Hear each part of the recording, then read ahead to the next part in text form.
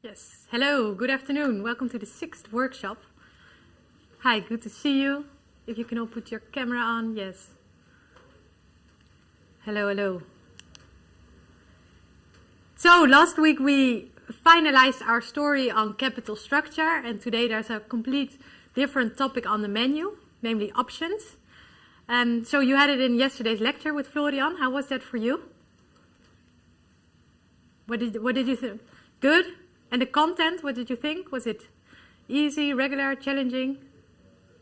I think it was doable. It was doable. It's probably going to be harder when we're actually going to do like exercises. So. Okay, well, good to hear that it was doable for you. Did everyone have that feeling? Yeah, I think the theory is somewhat clear, but once you try to do it yourself, it's hard. Yeah. Yeah, so Florian told me that he had the feeling that it was like that many of you did find it very difficult. I have to say it is also, options is quite a technical topic.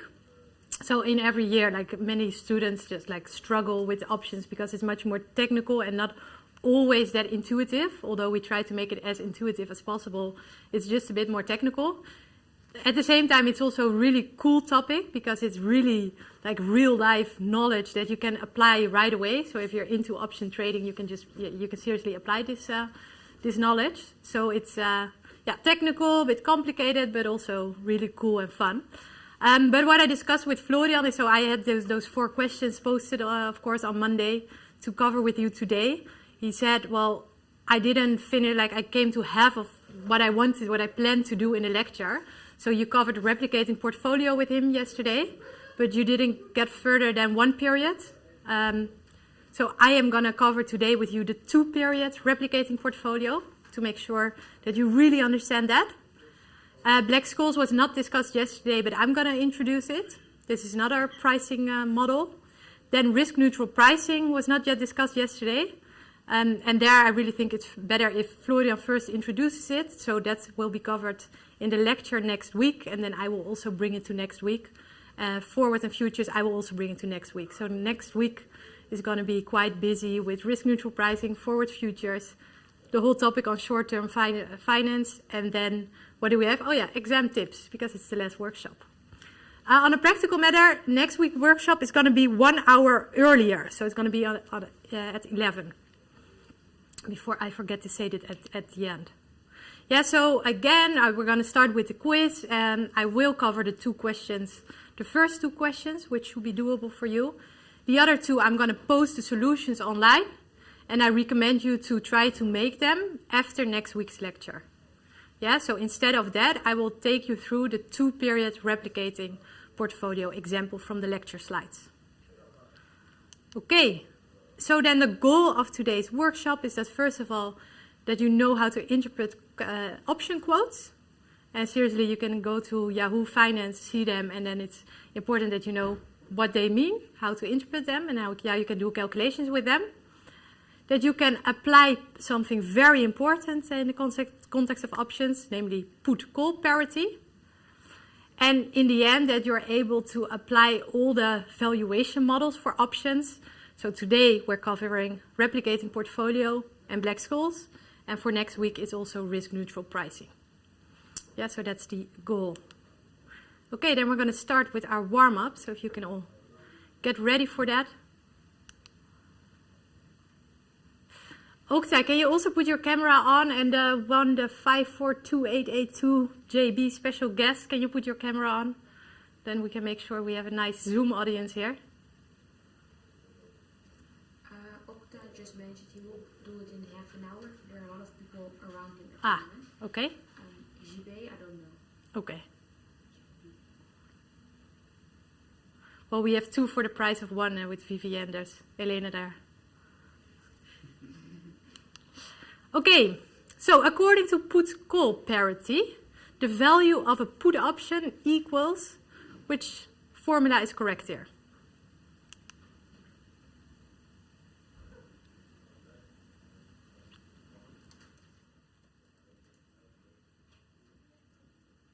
You can make some drawing for yourself. If you don't remember the put-call parity by heart. Yeah, very good. I get a lot of C's. That's indeed the correct answer. So if you don't even need to remember the formula by heart.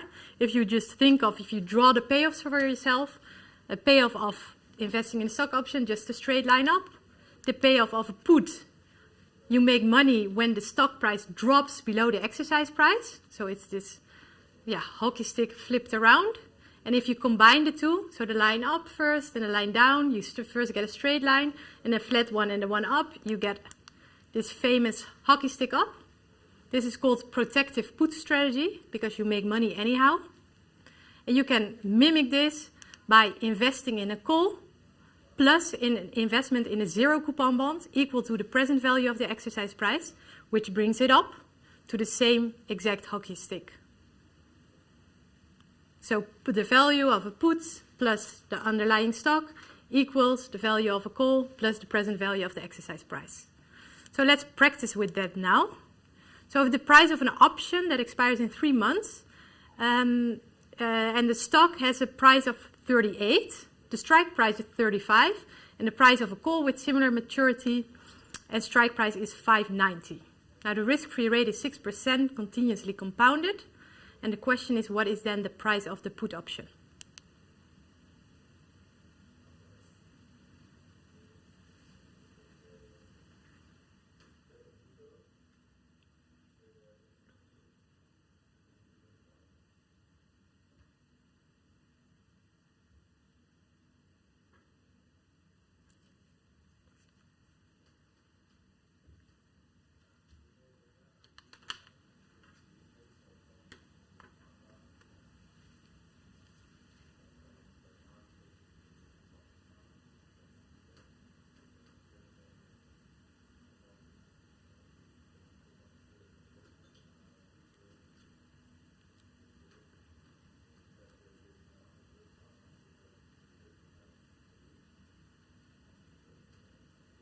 I still see you calculating, so give you some more time. Leila in the YouTube says C. So fast in YouTube already. Wow.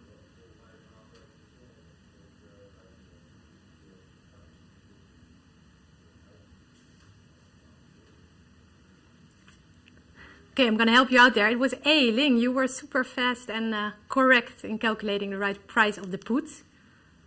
So here we have the put-call parity again, which we need to rewrite. So the price of the stock, we bring it as a minus to the other side. And then it's just plugging in the numbers. I guess the most complicated part here is getting the present value of the strike price. So the strike price was 35. And I just want to show to you, because some people get confused because of this. The present value, you can write it in several ways. So you know from your first year course, usually you get a present value by dividing by 1 plus r, right? When this is continuously compounded, you change this. So this is not continuously compounded. Continuously compounded, this becomes 1 over e to the power of r times t. In this case, it's 1 year, so it's just to the power of r.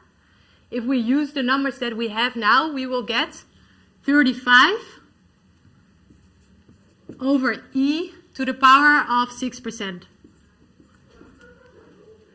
And I recommend for you to understand this, just type into your calculator e to the power of 0.06. You will get a number something like 1.06 something. Because of the continuously compounding, there's interest on interest, so it's a bit higher than 1.06. But it may look a bit confusing, but it is exactly the same. And you can rewrite this even differently into 35 times e, and then you do to the power of minus 0.06. So that's the same. It's just a different way of writing it. I always find this easier, but it's the same thing. Yeah, just to take the confusion out there. There was a question from you, BP, on the E. I didn't see the question. I was wondering how do I do it on the calculator? So you have ln on your calculator, right? LN? So, ln, the log. Natural logarithm?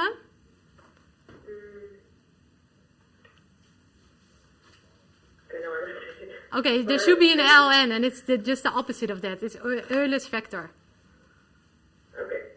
So try to see. If you don't have ln on your calculator, you will also not have this, but like normal calculators should have this. Okay.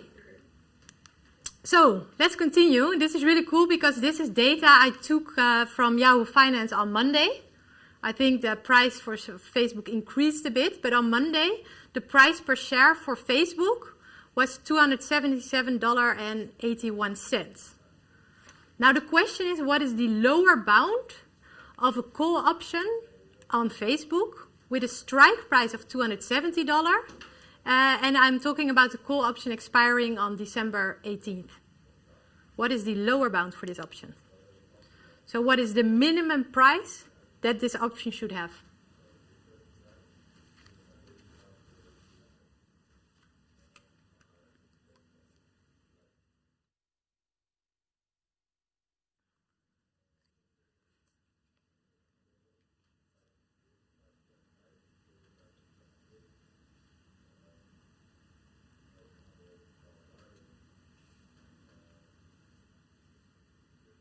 Very good, ladies. It's indeed B. It doesn't even matter for which call option, because all the call options should have a lower bound of 7.81. All the prices should be above 7.81. Why is that? Well, imagine that the price would be below that 7.81, for example, 5. Then you can buy this option for $5. You can exercise it for $270, so this only costs you $275, and then you can sell it for the market price of $277.81. So you can make a risk-free profit in that case of 2.81. And those kind of risk-free opportunities, arbitrage profits it's called, that should not be possible. So the minimum bound is always the stock price minus the exercise price. Is that clear? Very good. Is there something special you notice in the table? In terms of like, it's all a strike price of 270, but the maturity goes up. Do you see a certain trend?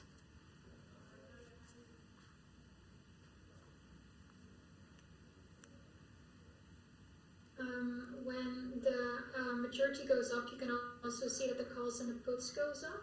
Very good. And does it make sense to you that they both go up? I'm not sure. I think so.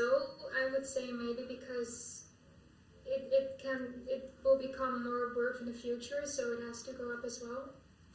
Yes, because it becomes more worth. Yeah, well, you're very close. Thank you. Anyone who wants to add to it? So there's simply more time for both the call and the put to get into the money. Yeah, there's simply more time to go either this way or the other way. So both the value of puts and calls increase with time. Is that clear? Does it make sense? Good. I have a question from Camilla. Okay. She had from a previous question, I think, like why didn't we use the T in the PV formula? So because the T was 1 year, right? Yeah. 3 months. I completely missed out on that. Yeah, so it has to be, I should have do this times 3 over 12. I thought it was 1 year, so I missed out on it. So this should be times 3 over 12. Or here, times 3 over 12. Very well noticed, Camilla. Okay, then we're going to continue with our Facebook calls and puts. So it's still selling for 270.81 per share. And now the question is, what would it cost to buy 10 contracts of the March 19 call option? And I'm going to give you a little hint here. So one option contract always consists of 100 options. You can never just buy one option. One contract is always equal to 100.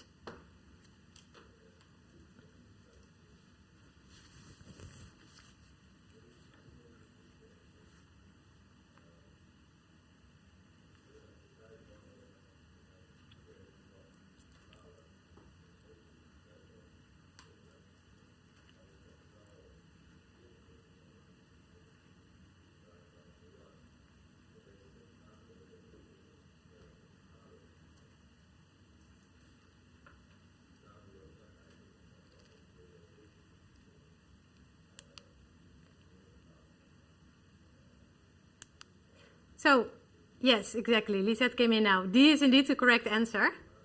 So we go to the call with the expiration on March 19.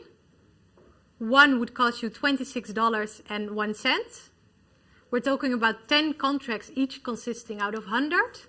So 10 times 100 is 1,000. 1,000 times this price for one call means that this would cost you $26,010. All clear? I have a question for Merel. Yeah. And she asked, does the strike price equals the exercise price? Yes, absolutely. Strike price is just another word for exercise price. So that's all the same. Okay, now suppose that you buy 10 contracts of the December 18 put option. What is your profit if the share price drops to 265?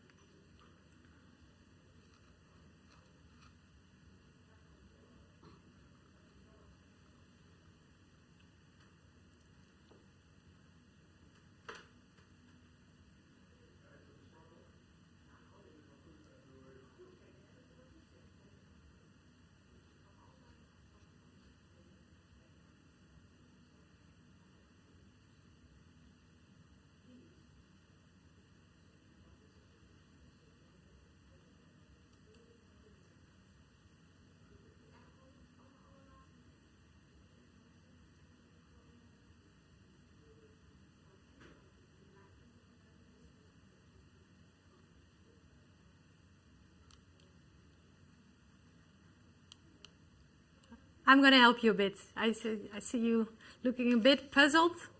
Yeah, Leila says B.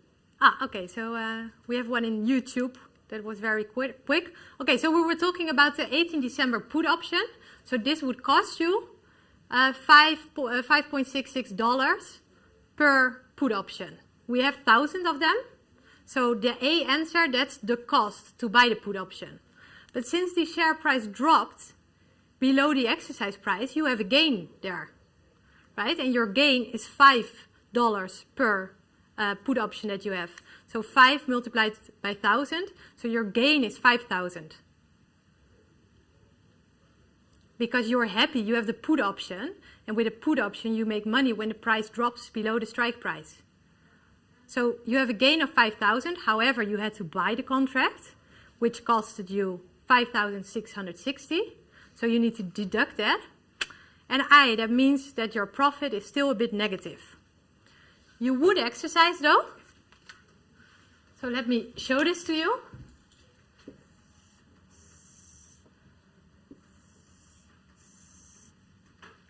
So here is our strike price of 270. But because of the cost, like here's the cost, which is 566, you don't right away make a profit. So you only start making a profit when the share price drops enough. So when the share price drops, so this is your break-even point. The break-even share price is the 270 minus the cost is 264.36. So only if it drops below 264.36, that is where you start making a profit. And the share price dropped, which was a good thing for you as buying a put option, but it just didn't drop enough. It dropped to somewhere here. That's why there's still a bit of a loss. But you did exercise, however, because it was below the exercise price.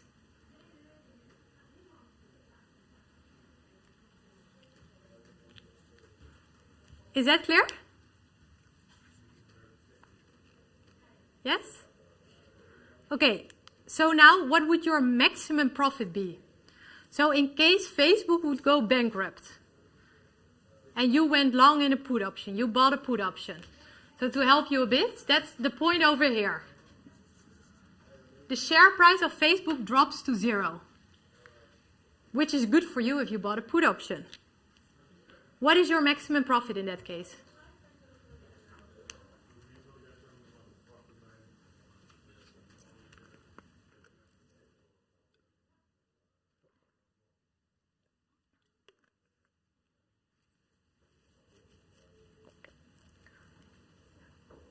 I think the maximum profit you can make is the premium that has been paid, but I'm not sure if I'm mixing it up maybe. The premium that has been paid? And what do you mean with that? Like the cost that you paid? Yeah, like the cost that you paid, yeah. Or well, oh yeah, I'm mixing it up because this is it a short put position or not? It's a long put position. It's a long put, yeah. So you are happy when the share price drops because, look, this is where your profit is. Yeah. The share price drops all the way to 0. Facebook goes bankrupt. And it still means that you can sell for... Sorry, come again? No, I think if it's a long put position, then it should be the strike price, I think, minus the premium then. The strike price minus the premium. And what do you mean with premium? The cost that you paid or the... Yeah, the cost that you paid for the put. Yeah, very good. So, yeah, I had to think a bit because I was thinking... So it's the strike price minus the value of the share, but this is now 0, so that goes away. And then, of course, you have to deduct the cost that you had to pay to buy the option. So if we put that into a value, so it's the strike price of 270 times 1,000 minus the cost of buying the put option in the first place. So your maximum profit in the case Facebook goes bankrupt and you went long in the put option is 264,340. And so if you went short in the put option, you're not happy that Facebook goes bankrupt because your gain here is exactly the loss for the person who sold you the contract, so the one who went short. This person is losing that money.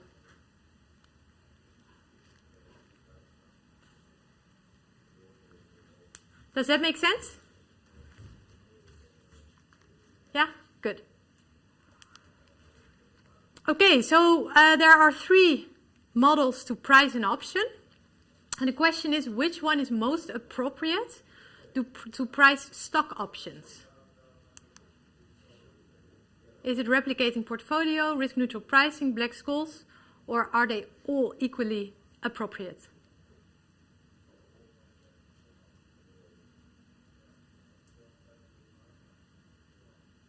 Yes, Viviana, you were very quick with C. It's indeed the correct answer. Do you also know the explanation why it's the best model?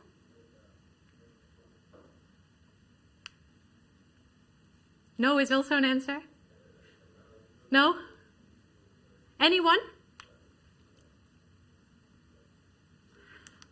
Okay, so I'm going to tell it to you. So here are the 3 models. So there's 2 binomial models. So for those you have to define, here you have the binomial trees. So you define what happens if it goes up. What happens if it goes down? You can have it 1 period. You can extend it with the next period. What happens up? What happens down? You can do it for 10 periods. You can do it for 100 periods. But the more periods, the longer it takes, of course. And you can imagine with the stock price, that changes every second. So if you would have to do that for a stock, I mean, it would take you forever. Even if the maturity is in 1 week, still there are so many things that can happen to the stock price. Doing this with a binomial tree would just be a lot of work. So it doesn't make sense. And that's the nice thing with black skulls. It's based on replicating portfolio logic, so buying a fraction of a share with some borrowed money. But it's a continuous model, so it makes the time intervals so small that every second of change is incorporated in there. The only thing that you need for black skulls is the standard deviation. Yeah, when you have the standard deviation, black skulls, automatically calculates all these different possible ups and downs in a continuous time. So it can take any value, as long as you make the time interval small enough. Risk neutral pricing, you will discuss it in next week's lecture with Florian. It's also a binomial model. And the nice thing about the two binomial models, you would still use them in real life, but they are more appropriate when you want to be flexible. So for example, when companies are deciding to take on an NPV project, yes or no, and they already have to buy the land, so they already take the option on executing something, for example, buying a land to then build restaurants on if Corona is over and there will be enough demand again. In that case, you can calculate like what would happen in the up, what would happen in the down. And then it's much more intuitive to use binomial pricing rather than Black-Scholes. So for those kind of questions, actually binomial pricing is very helpful. So both used in the real world, but Black-Scholes for pricing stocks. Okay, so this is the equation for Black-Scholes. Especially if you look at D1 and D2, it's a very lengthy, complicated formula. But if you drill down to it, it's the same as replicating portfolio. So you have the share price, which you multiply by ND1. This is a cumulative probability that the share price will be max a certain value. And this ND1 is the same as your delta in replicating portfolio. So it's just, again, the share price times the delta minus the present value of the exercise price. So minus the amount borrowed in your replicating portfolio. So it's based on this logic, and if you drill down to it, it is just the same. The difference is you only need standard deviation and you don't need to define the up and the down. And I'm gonna, this is what I really, really like about the fact that it's an open book exam this year. Like, this is one of the big benefits. So in previous years, we would have to show you Black-Scholes, like how to get all these numbers in your calculator, and then you would get D1, and then you have to use probability tables to look the probability up. And this is how you would never, never, never do it in the real world. And now, since it's open book, you can just use Excel. So I've made a nice Excel for you to value a call option with Black-Scholes. So now in 10 seconds, like how you would do it in the real world, you get the value of a call option. So there's not all this work, like 10 minutes work doing something that you would never apply anyhow in the real world. So more on that later. But if you listen to my story, can you then answer this question? So what is the delta in a replicating portfolio if we got these values from Black-Scholes? So we have the D1, the ND1, the D2, and the ND2.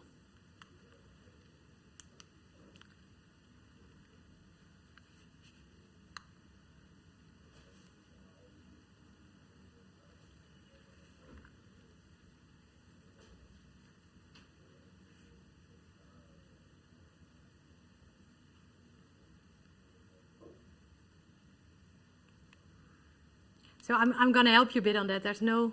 Yeah, very good. Sling, indeed, that is B. So there's no calculation to this. It's just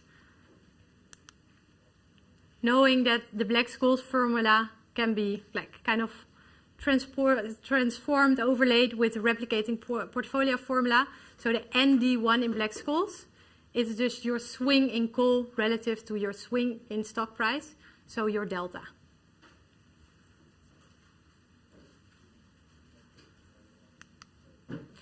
Okay, so we go to the final question, which is a nice exam training question again. So you can use your replicating portfolio like you did yesterday with Florian in the lecture. It's just one period. So the question is to calculate the value of a call option if the exercise price is $45. The stock is now currently worth $70 and it can go up to 80 or down to 60. So if the risk-free rate is 5% and the time period is 1 year, what is then the value?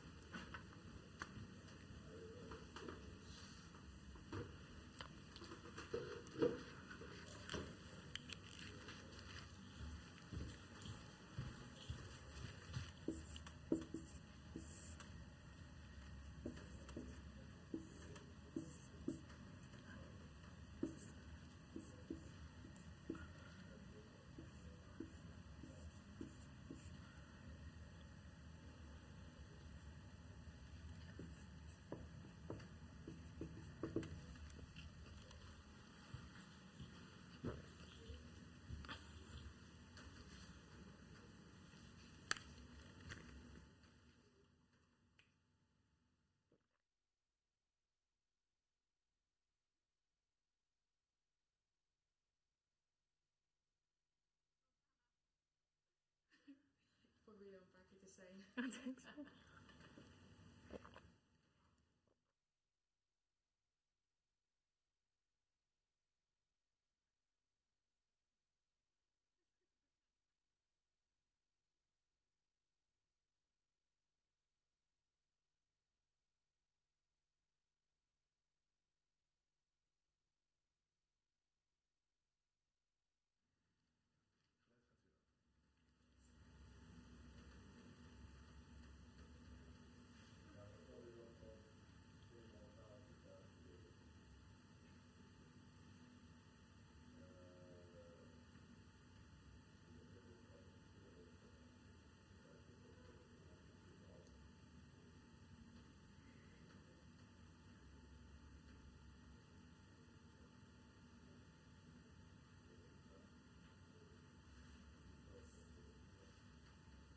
Lynn said C.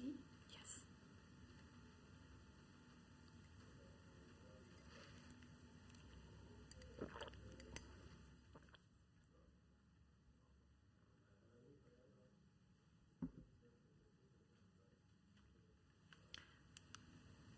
Okay, Lynn, you were again very fast and correct. Indeed, the right answer is C. And let me show you how to get there.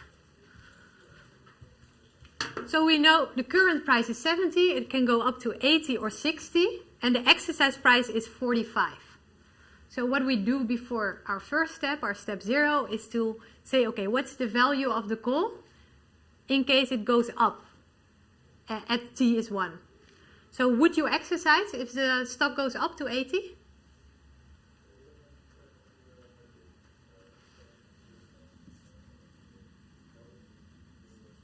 Anyone, would you exercise if it goes up to 80?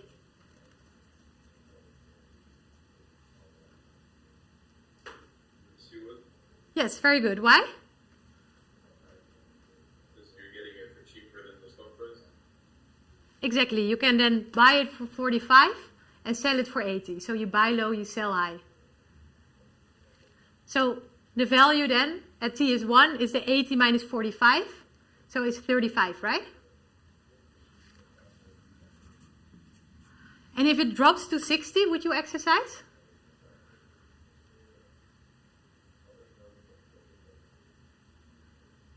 What do you...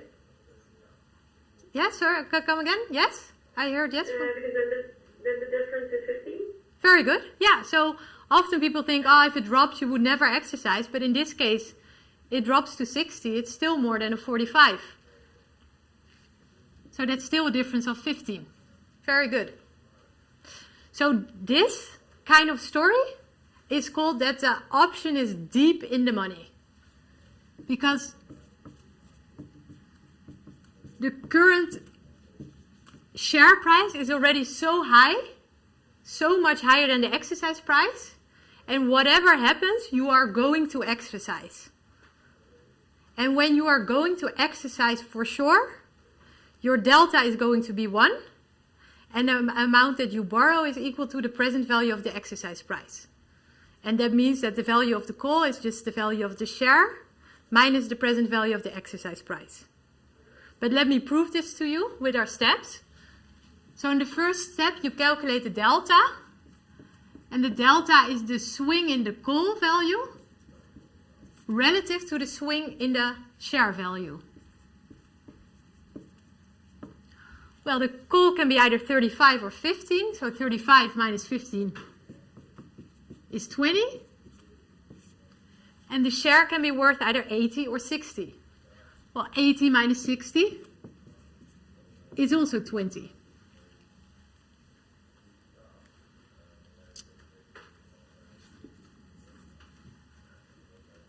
And by the way, I don't finish it. 20 over 20 is of course equal to 1. So in your replicating portfolio strategy, you would just buy the whole share. Now our borrowed money, that's the second step to calculate. So how much do we need to borrow? We need to borrow an amount such that the replicating portfolio gives the same payoff as buying the call directly. So if we would buy the call directly, we would get the value of the call up And our replicating strategy should give the same payoff. And that would be your delta times your share up minus the money you borrow plus the interest that you pay over it. And in the case... Again, maybe why to start with share price up? Or no, with a CU? Yeah, so thanks for asking. So this is our replicating portfolio strategy. So there's one strategy. This is strategy 1. You just buy the call option directly. This is your strategy 2. And that's called your replicating portfolio strategy. You replicate the payoff of the call option by buying a fraction of a share with some borrowed money. That has been proven that that gives the same payoff. But how much do you need to buy of a fraction of the share? Well, that's your delta that we just calculated, is in this case 1. And how much do you need to borrow in that replicating strategy? That's what we're solving now. So the same holds for if the call goes down, that value of 15 should be the same as your replicating portfolio. So the fraction in the down minus the money that you borrowed plus interest. So let's just fill in the formulas. The value of the call option when it goes up is 35. Your delta is 1 times the share up times 80. We're solving for how much you need to borrow, and the risk-free rate is 5%. Well, for your down scenario, and by the way, you don't need to do both. You can just use one to solve for B. But okay, I will show you also for the down. So then the value of the call in the down scenario is only 15 euros. And that should be the same payoff as the replicating strategy. And in your replicating strategy, in case the share goes down, you hold the full share, which is worth now 60. And you still need to pay back that borrowed money plus interest. Now, if you solve for B, you can choose to use this one or that one. So I'm going to use this one. You get 80 minus 35. And you divide it by 1.05. And that gives a borrowed money amount of 35 euros. I guess we were talking euros.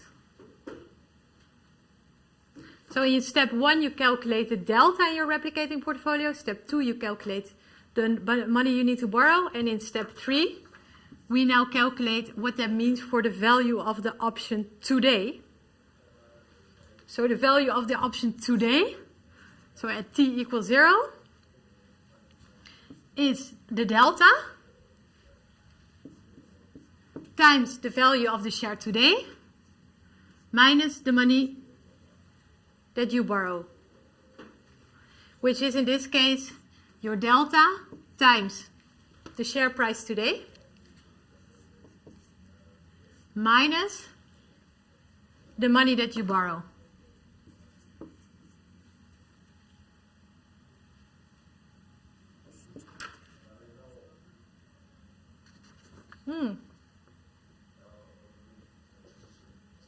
I didn't, wait, I missed, here, I didn't. I think it's 42 points. Yeah, you're right. So I wrote it down here, 80 minus 35 is 45 over 1.05 equals indeed 42 point something. I have it here, 42, very good. Thanks a lot. So here it's 70 minus the 42.86. And that gives a value of the call today of 27.14. And note that because this is so deep in the money, in that case, the value of a call is simply, if you look at it, it's simply the share price minus, this is the present value of the exercise price. So you didn't have to take all these steps in this case because it was so deep in the money. So if it's so deep in the money that your delta is 1, then you can actually calculate it directly by taking the share price today and deduct the present value of the exercise price.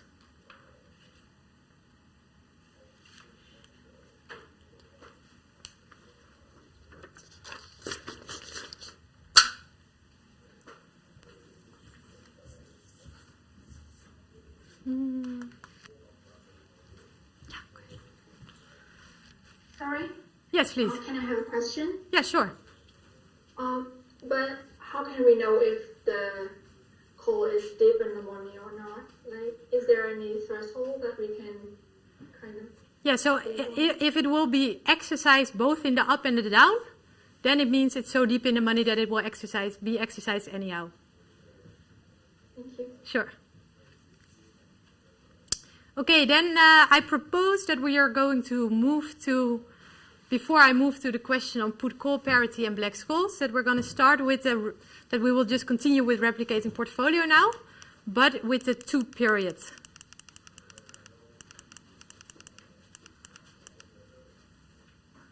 Are you still feeling okay, or because it's also almost time for a break? Do you prefer to have the break now or continue a bit? Yeah, I see some. Okay, so let's have first the break, and then after the break we'll continue with this. See you in, at 1 exactly. Okay.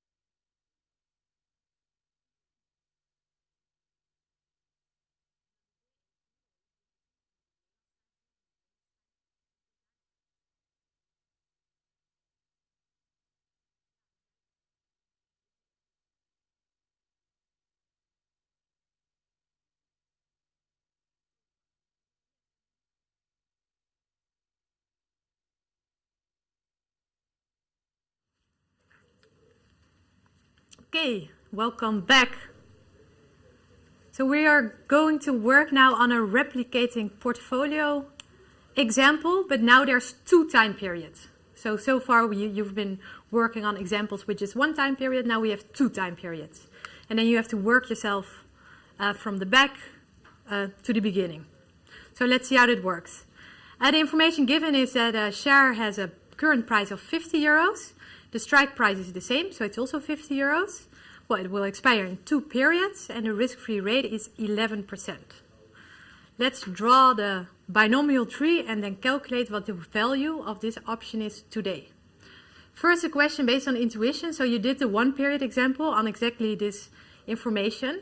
So do you expect this call to have a higher or a lower value than the call value that you calculated yesterday with Florian, which is 1 period?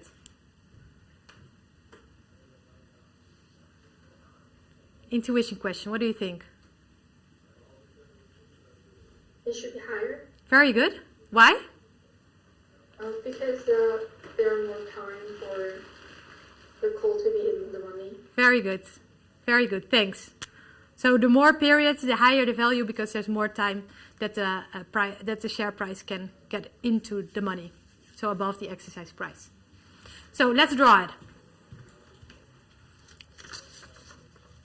So we have a risk-free rate of 11% and a strike price of 50 euros. The price today is 50 euros also.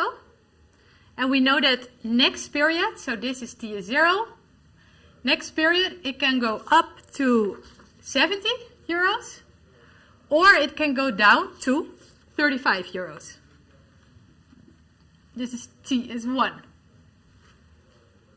And then we have 1 more period. After the 70, it can go up to 100 at T equals 2. Which would make you very happy if you're the owner of this call option, if you went long in a call option. Or it can drop from there to 50. Well, if it first dropped to 35, it can either then rise to the 50, or it can drop even further to 25. So the very first step we're doing, so your step 0, is thinking of what the value of the call options is at T is 2, so at the very end. So if the share price ends up to be 100 euros, what is the value of the call at T is 2? Or let me first ask you, would you exercise?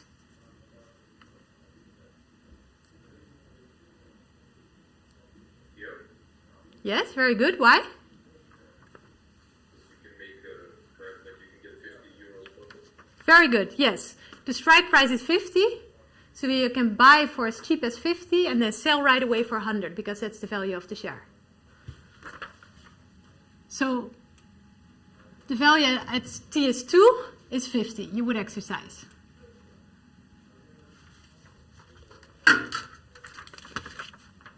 Yes, better. Okay, in case it's 50, would you exercise? I see no. Well, you're indifferent, right? I mean, you can exercise, but you sell for the same price, so your profit is 0. In this case, would you exercise? If it drops to 25? No, certainly no, right? Oh, this is of course 0. Because then you would have to buy it for 50, and then you would make a loss of 25, because you can only sell it then for 25. It's worth less. Okay, when we have replicating portfolio with more than 1 period, you always start at the end, and you work your way back. So we're going to start here in the top. So we will start right here. So what we want to do is we want to calculate the value of this call option at T equals 1. And the step 1 is like your step 1 always is. You calculate the delta, which is your swing in your call option divided by the swing in your share option.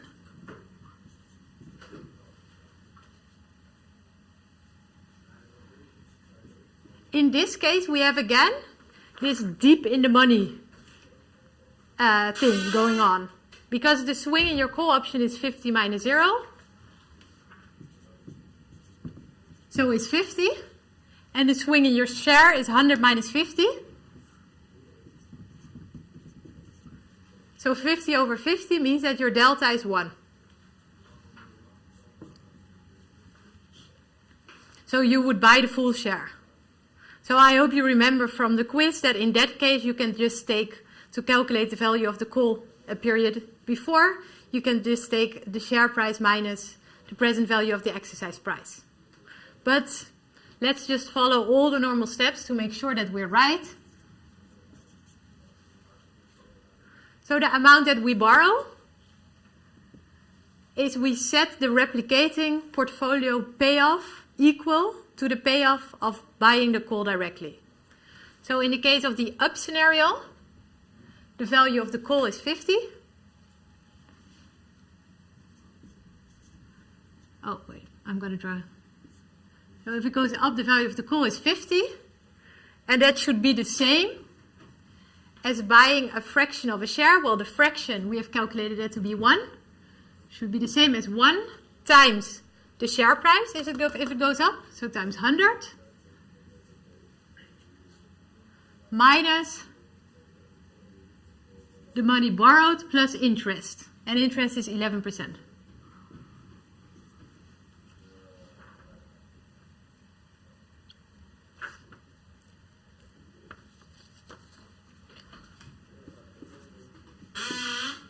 And you can do this the same for down, but it's not necessary. We can just use the up numbers to now solve for the money you need to borrow.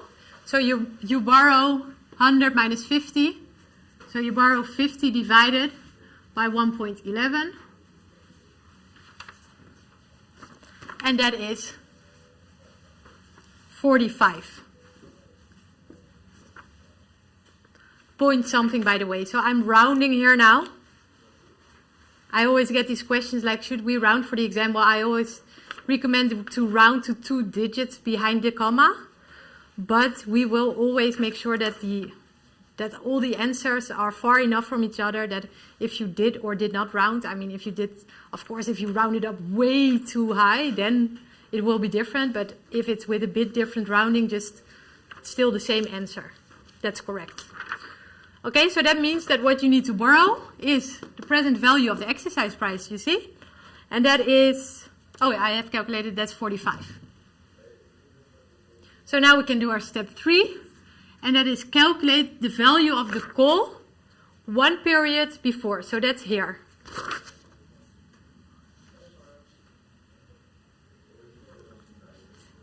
Well, the delta was 1. We multiply it by the value of the share at t equals 1, by the 70. So 1 times 70. And we deduct the money borrowed.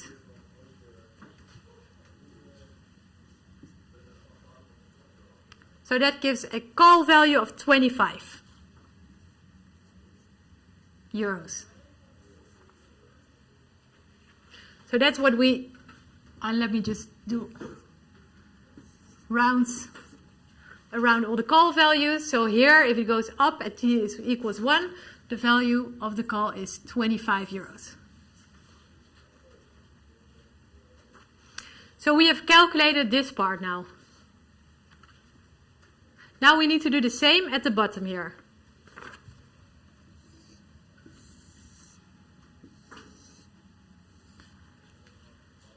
Or actually it's with that one there, so it looks like this. So we're also going to do it here. Well, let's start with the delta, so the swing in call relative to the swing in the share price. Well, it can go up to 0 or down to 0. So 0 minus 0 is 0, divided by something is 0. Yes, so this is just 0. So you don't, the fraction that you buy of a share is 0, so you don't buy anything. If you don't buy anything, you also don't need to borrow anything. And if you didn't buy anything, that also then doesn't have any value, any payoff. So that means that the call value at 1. And this is call 1 up. This is call 1 down. Is 0.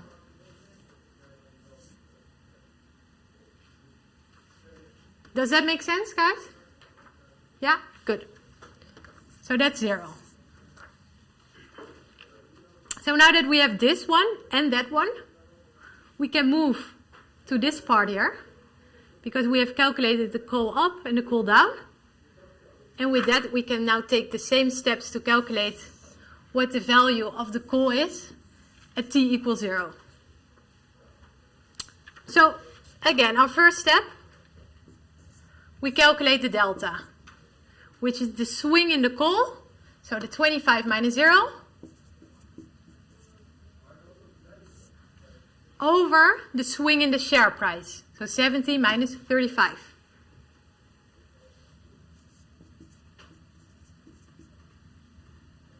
Well, that will give you an answer like 0.71 something, but if you do it as a fraction, it's 5 over 7. So you buy a fraction of 5 over 7 of a share in your replicating portfolio strategy. Can I add something? Sure, please. Now you write it as 7 over 5, but would it also be okay, like now I know we have to do it like this, but if you write it as a number? Yeah, also, it doesn't matter. Yeah, that's Okay. perfectly fine. Yeah, Okay, it's absolutely the same. That really doesn't matter. However you find it easier. I find it easier to talk to you about 5 over 7 than 0, but it's exactly the same. Yeah, Okay, thanks. sure. Okay, our second step is that we're now going to calculate how much we then need to borrow. Yeah, and our payoff in the case the call goes up, so 25, should be the same as the payoff of our replicating strategy. And in our replicating strategy, we get 5 to 7, or 0.71, of the share price in case it goes up, so 5/7 of the 70, minus the amount that we borrow, over which we pay interest of 11%.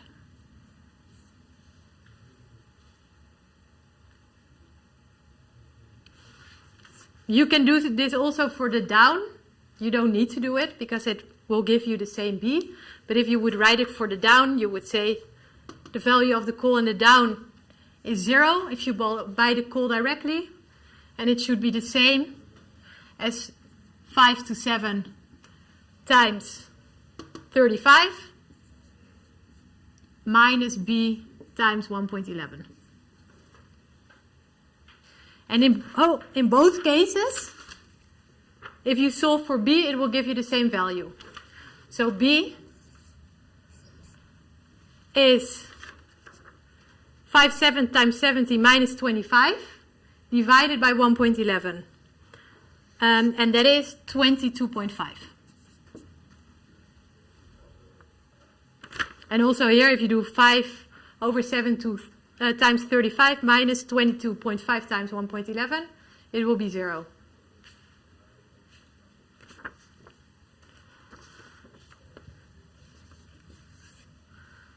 And now the final step is to calculate the value of the call today. And the value of the call today should then be the same as the value or the price to pay for this replicating strategy. So that means you buy 5/7 of a share of 50 euros with some borrowed money, minus 22.5. And that gives a value of 13 euros and 20 cents.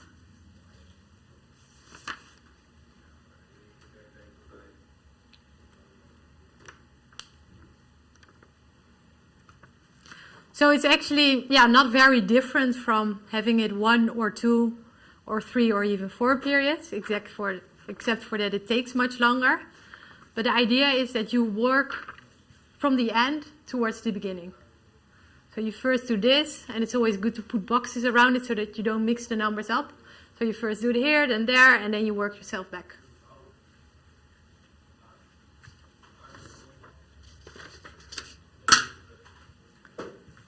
Is this all clear to you?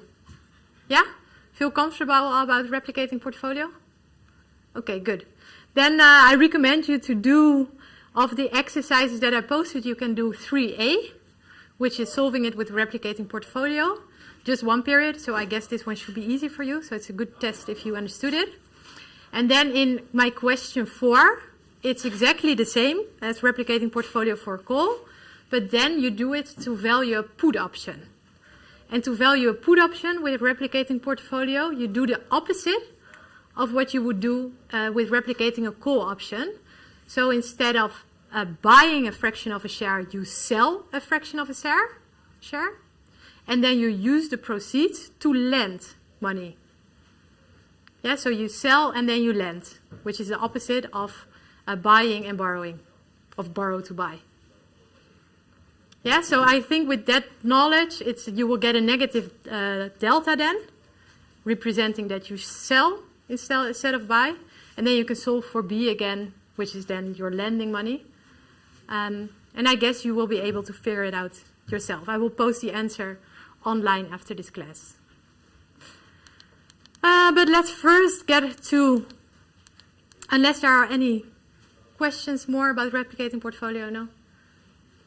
Then we're going to go to a put-call parity question.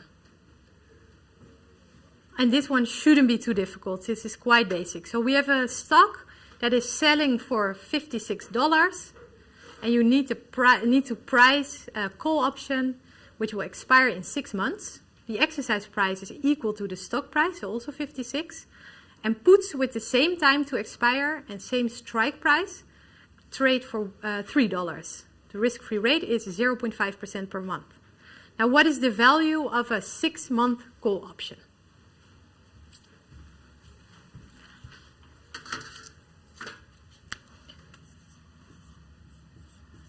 So we're going to solve for the value of a call option with put-call parity. Do you remember in put-call parity, it was the value of a call plus, how did we get this high up hockey stick? The value of a call plus the present value of the exercise price equals the value of a put plus the underlying.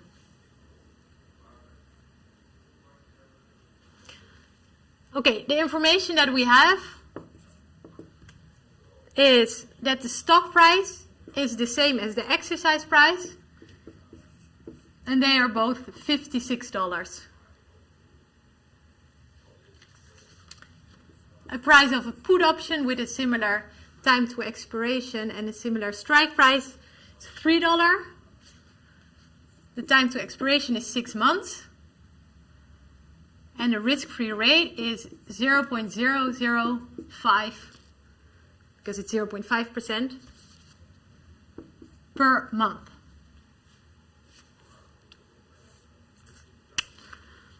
Okay, so if we have put-call parity, we can rewrite this by bringing this here. So then we get that the value of a call is the value of a put plus the value of a stock minus the present value of the exercise price.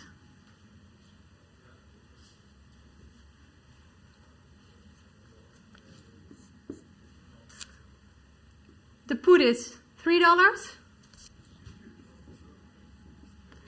The stock is $56.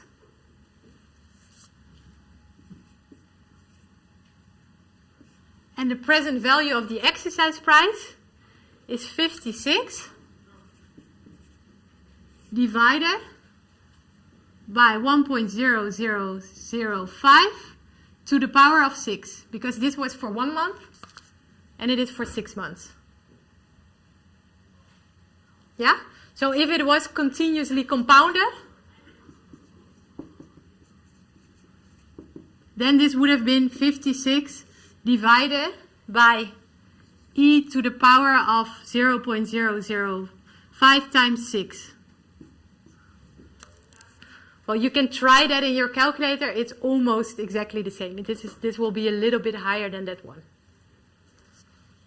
So if you calculate this now, the value of the call equals $4.65.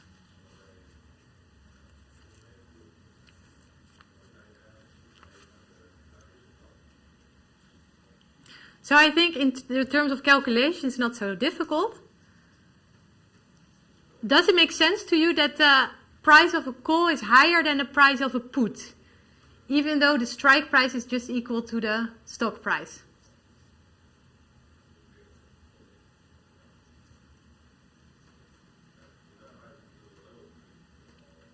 No, I wouldn't know why, actually. You wouldn't know why? Okay, thanks for being honest. I guess more people want to know the answer because I don't hear the correct answer yet. Think of the payoff. So the payoff of a put option is limited.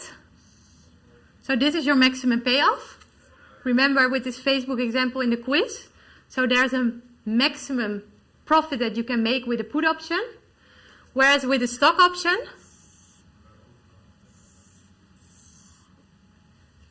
it's unlimited. Your profit can go up to anywhere. So if you think of it from that angle, it makes sense that call options have a higher value than put options when the strike price is equal to the stock price. So while in both cases, this is where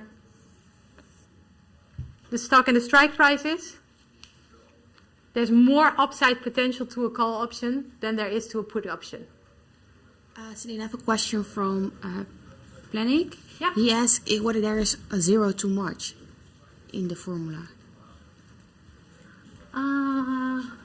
0. Yeah.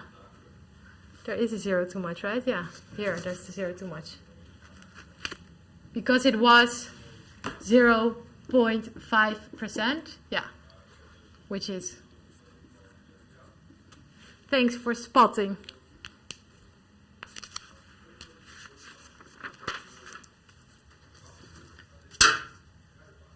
Okay, we'll get back to put-call parity a bit more after this. But we're first going to do something with Black-Scholes.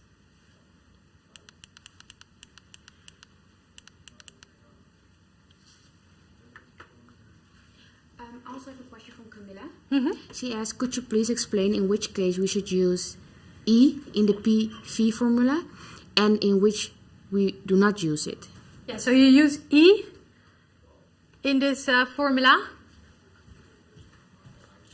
when it's written, when it's given, that the risk-free rate is continuously compounded. Then you use E. If the word continuously compounded is not used, you just do it this way. Okay, thank you. Sure. But I mean, it's the difference is very small, so don't even worry about that. But because try it with the E and you will see it's maybe a difference of 0.001 or so. Okay, Black-Scholes. So we have a question here about coal mining, and the demand has increased from Asia, so it's becoming more popular. So assume that you are the owner of a coal mine and that the recent valuation of this coal mine was 6.7 million in pounds. Well, the expected growth rate is 15%. So imagine that someone who believes in this growth rate of 15% thinks that in 1 year time, the value of this mine will be 6.7 plus 15%. So it will be over 7.5 million. So if you believe that that is true, then it makes a lot of sense to approach you as an owner and say, hey, can I have the option to buy your coal mine in 1 year time for 7 million? I mean, it's more than the value now, but you believe it's going to be 7.5 million plus, or the buyer believes that. The standard deviation is 20%, so that's what you need for Black-Scholes. And the risk-free rate is 3% per year, continuously compounded. The first question is, how much would you charge for this option? Is this a call or a put option?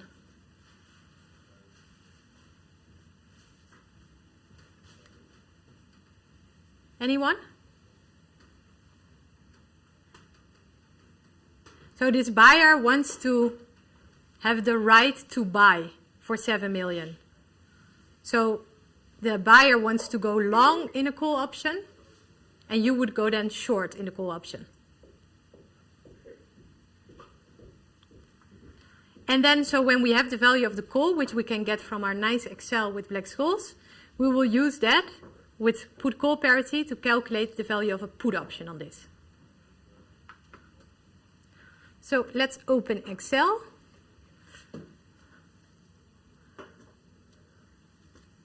I just did this with BA, so I have to get rid of the numbers. So I can do it with you again. Okay, so what is the price of the underlying? In this case, the underlying is not a share, it's not a stock, it's not equity, but the underlying is the coal mine. What is the current price of the coal mine? Please, if you can all unmute yourself and just shout out what you think it should be. Should I switch to, so the price of the coal mine? 6.7 million? Very good, 6.7. So that's the first one we fill in. What is the strike price? 7 million? Very good. The strike price is the price that this buyer wants to have the right to buy it for in 1 year time. So the T, what is the time to expiration in years? 1. Yes, exactly. I just said it, 1. So in case it would be, I don't know, 300 days, you would take 300 over 365. But in this case, it's just 1 year. The risk-free rate, this is given to be 3%. And the standard deviation is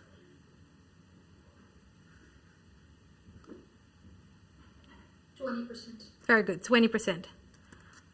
Well, and just with these numbers, we can press enter and we get the value of the call. Very nice, right? And you can just have this Excel at your exam. So usually we would, like last year, we would have to calculate DN with this formula, then look it up into a distribution table to get the ND1, so to get the probability that it will be at most that value. Then calculate D2, look that up in the table, and then plug it all in. And then after 15 minutes or so, you would get to this answer. And now we just, you can get it in 10 seconds, right? What is nice to say, just for the intuition, that your ND1, so this is your swing in the call value relative to the swing in the share value. So the higher this is, the higher the value of the call, of course.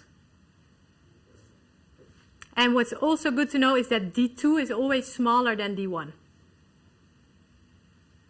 And this is kind of your probability that you will exercise.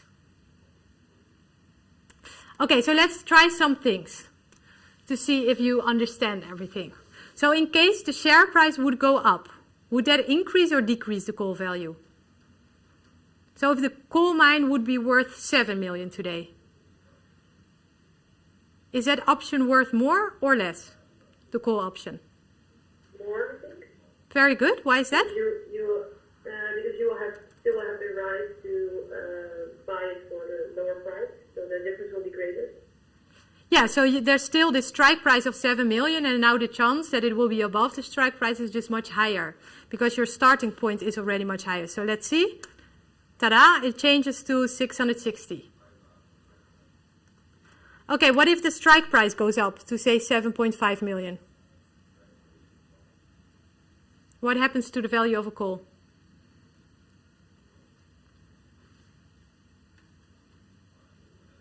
Then it will decrease. Very good. Why do you think so? Because then it's exactly the opposite, right? Because if the one goes up, then the value becomes better, like you get a higher value, but then if this one goes up as well, it doesn't really matter anymore. Yeah, so there's a much lower chance that you will exercise, right? That it will be in the money. Because it will only be in the money if the share price increases above that 7.5 million. It's much more likely that it will increase above 7 million than above 7.5 million, right? So yeah, indeed, it decreases to 314. If the time to expiration goes up to 3 years, what happens? Does it go up or down? I think up. Yes. Why? Because it has more time to get in the money. Very good. Thanks a lot. Look, it goes up a lot. So if it goes to 3 years, the value becomes over 1 million because there's now so much time for the option to get into the money.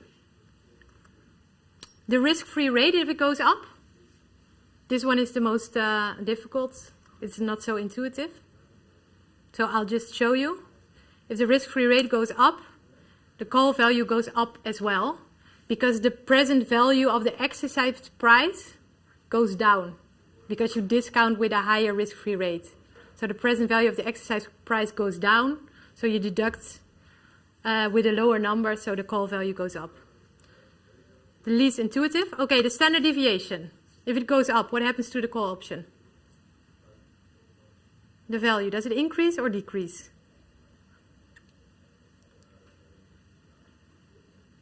What do you think?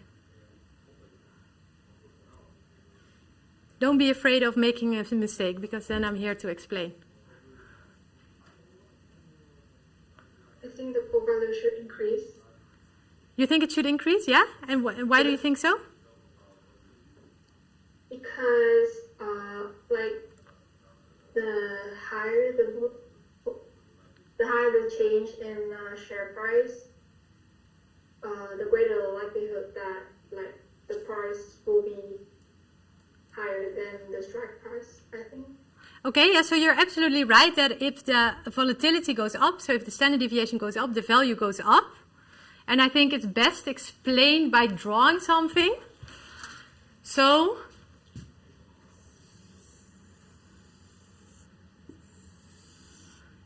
if this is the loss, and this is the gain. So here it goes above the strike price, and here it doesn't. So this is with a lower standard deviation. So say that this is with the standard deviation of 20%, which we had, and for the 30%, it will more look like this. So it's more spread. The possible values are more spread. So this is with the 30%. The nice thing about options is that you don't exercise if it goes in the wrong direction. So in this case, there's not a loss for you with an option because you don't exercise. So you don't care about this side. You care about that side, and there you see that the chance of the option to fall deep in the money increases. Does that make sense? Yes. Good. So, and that's also the case for a put option. So also for a put option, the higher the standard deviation, the higher the volatility, the higher the value of the option. Also in the case of a put.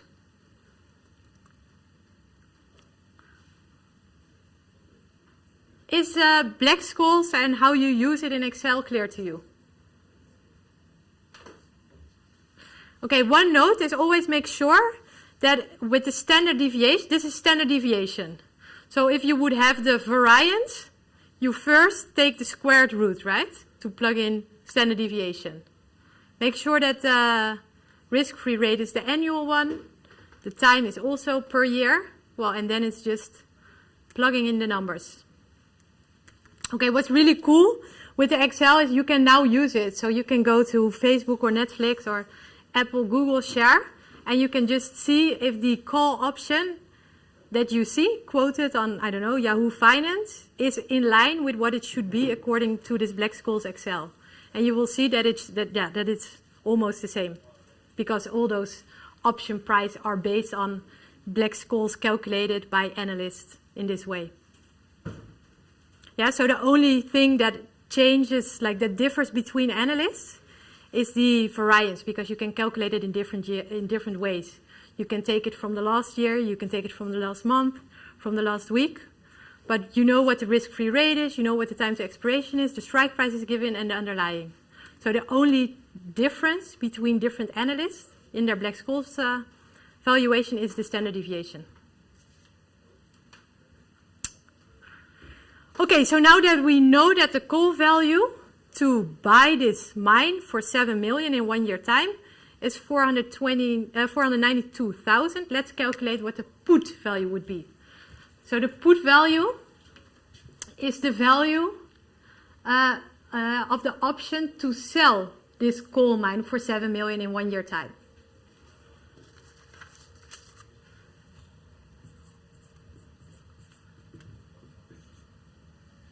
So we want to know what the put is. Well, I hope you can now dream that from put-call parity, the value of a put, together with the underlying, which is in this case the coal mine, equals the value of a call plus the present value of an exercise price. The present value of the exercise price. So you can rewrite it. So this is investing in zero coupon bonds worth to the present value of the exercise price. So okay, minus the underlying. This is what we're solving for. Well, we know that the underlying price is 6.7 million. The exercise price, 7 million. The time to expiration is 1 year. The risk-free rate, I think it was 3%, yes. 3% continuously compounded, so we're going to use the E. And what else? What else? The call value, we have just calculated it to be, with our Excel, 492,117 pounds. So now it's just plugging in the numbers. So the 492,117 plus 7 million discounted back by E to the power of 3% minus the current value of 6.7 million, and that gives a put value of 585,236. Can I ask something? Yes, please. Just again, I'm sorry about the continuously compounding thing, because if I'm right, it was not explicit. Oh no, it has been said. Okay, no, sorry. Yeah. I misread. Okay, no worries. Yeah, it was said. And also, don't worry, because if you calculate it by 1.03, it's not going to be that different. Well, because here we're talking about big numbers, it will make a bit of a difference, but it's not a huge difference. Okay, one question, because I think the calculation is not so difficult, but just intuition now. Do you think it makes sense that the value of the put option in this case is higher than the value of the call option?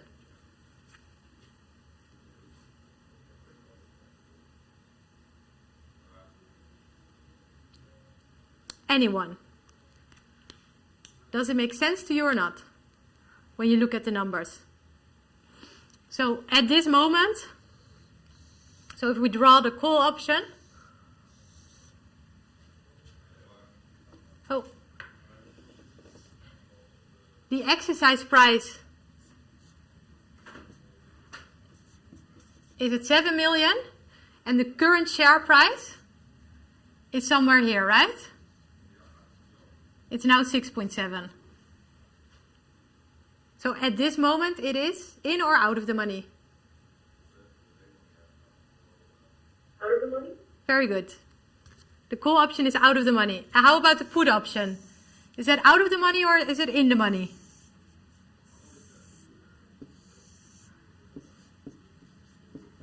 Because the 6.7 is below the 7 million, for that reason, since the put option is higher because it's in the money. So it's in the money. Very good. Yeah. So the put option is here. So this one is out, and this is in the money. So then, drawing it for yourself, then it makes sense that the put option has a higher value than the call option. Given that the current value is 6.7 and the strike price is quite a bit above.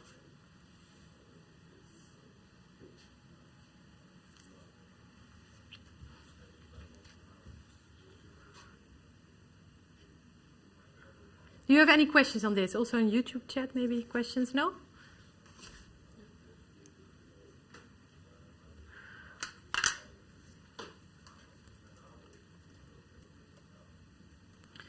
Okay, well that was it for now. Like I said, so I have question 3, which we didn't cover, but you can just do the A yourself, replicating portfolio, and B, just do it after the lecture of next week, after you covered risk neutral pricing.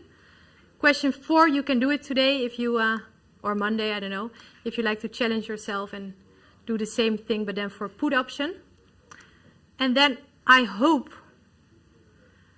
that after today and this week you feel more comfortable about reading option quotes, that you know how to apply put-call parity, how the payoffs look and how you can derive it, and how you can apply it also. And that you know how to value options with replicating portfolio, 1 and 2 periods, and with Black-Scholes. Risk neutral pricing is yet to come, but those are the 3 ones you should know. And then next week we are 1 hour earlier. So next week I will hopefully see you at 11. It's our final workshop, a lot to cover, including exam tips. So I hope to see you there, and then I wish you a nice weekend for now. Thank you. Thanks to you. You too. Bye-bye. Bye. Bye.